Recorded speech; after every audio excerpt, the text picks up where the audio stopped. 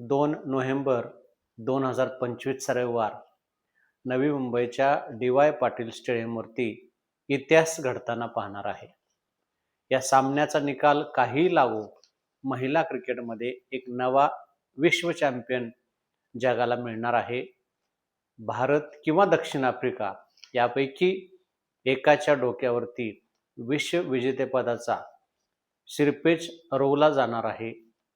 या सामन्याकडं तमाम क्रिकेट शौकीनांचं आणि क्रीडा जगताचं लक्ष असणार आहे. या दरम्यानच भारत आणि ऑस्ट्रेलिया यांच्यातील पुरुषांचाही T20चा सामना असणार आहे. पण असं पहिल्यांदाच घडणार आहे की पुरुष सामन्याकडं लक्ष देण्याची कुणाचीही इच्छा असणार नाही. आणि ज्या पद्धतीनं दुसऱ्या सामन्यात आपली सुमार कामगिरी झालेली आहे ती बघता तिकडच्या बाजूला टीव्ही सर्फ करण्याची इच्छाही होणार नाही.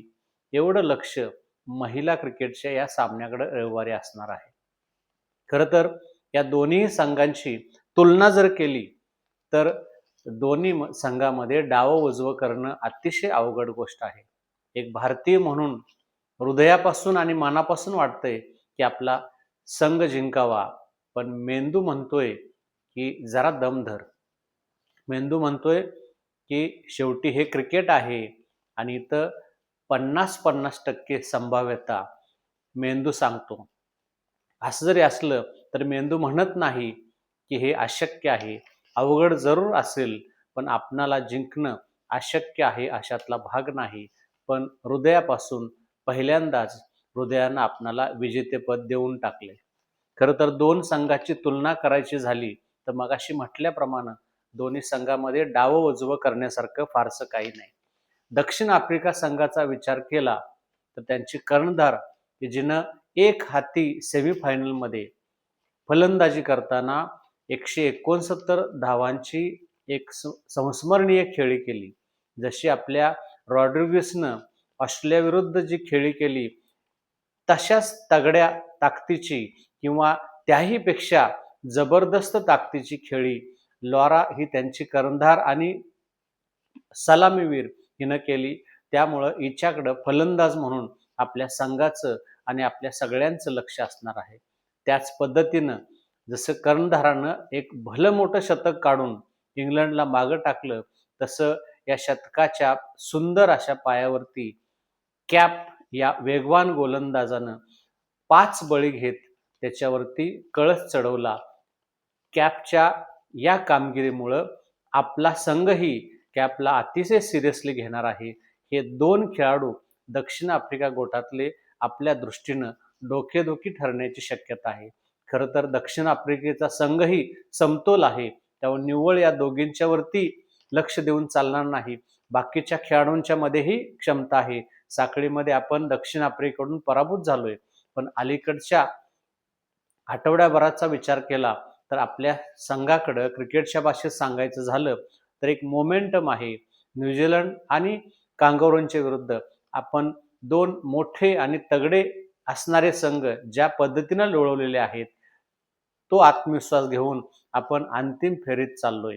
आपल्या संघाचा विचार केला तर अर्थातच स्मृती, त्यानंतर रॉड्रिगस आणि हार्मन या तिघींपैकी एकीला खूप मोठी म्हणजे शतकी खेळी करावी लागणार आहे. डी.वाय. पाटील स्टेडियमचा विचार केला तर तिथली अतिशय चांगल्या प्रकारची उसळी घेणारी खेळपट्टी, फलंदाजीला आणि गोलंदाजीला मदत करणारी ही खेळपट्टी भारतातील सर्वोत्तम खेळपट्ट्यांपैकी एक म्हणून गणली जाते. आणि या मैदानाचा साईज विचारात घेतला तर एकदा का चेंडू आतल्या सर्कलच्या बाहेर पडला की तो रोखणं अशक्य आहे. अशा प्रकारचं छोटंसं आणि त्यातच परत महिला क्रिकेट असल्यामुळं बाउंड्री रेषा आत आलेली, त्यामुळं या मैदानावरती चौकार आणि षटकार मारणं ही सोपी गोष्ट आहे. त्यामुळं धावांचे भले मोठे डोंगर इथं रचले जाणार आहेत आणि ते चेसही होतात हे आपण सिद्ध करून दाखवले. त्यामुळं 40,000 प्रेक्षकांच्या साथीनं उद्याचा म्हणजे रविवारचा सामना एक उत्सुकता वाढवणारा आणि आणखीन एक अटीतटीची झुंज देणारा असणार यात अजिबात शंका नाही. आपल्या संघाच्या बाबतीत जर विचार करायचा झाला तर आपली फलंदाजी ही तुलनेनं समतोल वाटते. जसं आत्ता मगाशी मी नावं घेतली की आपले सलामीवीर जे आहेत स्मृती आणि तिच्या जोडीला रावळ असती तर सोन्याहून पिवळं झालं असतं, पण दुर्दैवानं ती जायबंदी झाल्यामुळं तिच्या जागी शेफालीची निवड झाली. शेफाली पहिल्यांदाच अचानक सेमीफायनलमध्ये खेळली, त्यामुळे तिला टच सापडायला थोडासा वेळ लागेल. पण जर का तिला एकदा टच सापडला तर ती सुद्धा एक तडाखेबंद सलामीवीर आहे. तिला अंतिम सामन्यात सूर सापडावा आणि स्मृतीच्या सोबतीनं तिनं भक्कम पायाभरणी करावी एवढीच अपेक्षा आहे. जेमिनीनं जी खेळी केली ही दीर्घकाळ स्मरणात राहीलच. परंतु पुन्हा एकदा तिच्याकडून अशाच प्रकारच्या खेळीची अपेक्षा आहे. हार्मन अर्थातच कर्णधार असल्यामुळं तिच्यावरती दबाव असणारच आहे आणि ती संयमी अशा प्रकारची फलंदाजी करते आहे. रिचा घोष ही आपली विकेट किपर तडाखेबंद फलंदाज आहे आणि कधी नव्हे ते आपणाला एक षटकार हमखास मारणारा तगडा फलंदाज भेटलाय आणि जो विकेट किपर आहे, त्यामुळं तिच्याकडूनही अपेक्षा आहे. आपल्या संघाची चिंताजनक गोष्ट कुठली असेल तर ते आपलं क्षेत्ररक्षण. कारण पूर्ण स्पर्धेच्या दरम्यान आपलं क्षेत्ररक्षण सुमार दर्जाचं झालेलं आहे. झेल घेण्याच्या बाबतीतही आपण हाताला लोणी लावल्यासारखी आपली परिस्थिती होते आहे. या दोन गोष्टी अंतिम सामन्यात सुधारण्याची अत्यावश्यकता आहे असं म्हटलं तर चुकीचं होणार नाही. कारण अंतिम सामन्यात चूक केली तर त्या चुकीला माफी असणार नाही. कारण ही चूक आपला चषक आपल्यापासून दूर नेऊ शकते. त्यामुळे क्षेत्ररक्षण आणि गोलंदाजी या दोन्ही गोष्टीकडं आपण कटाक्षानं लक्ष दिलं तर आपणाला या सामन्यात अंतिम सामन्यात काहीही अडचण येणार नाही.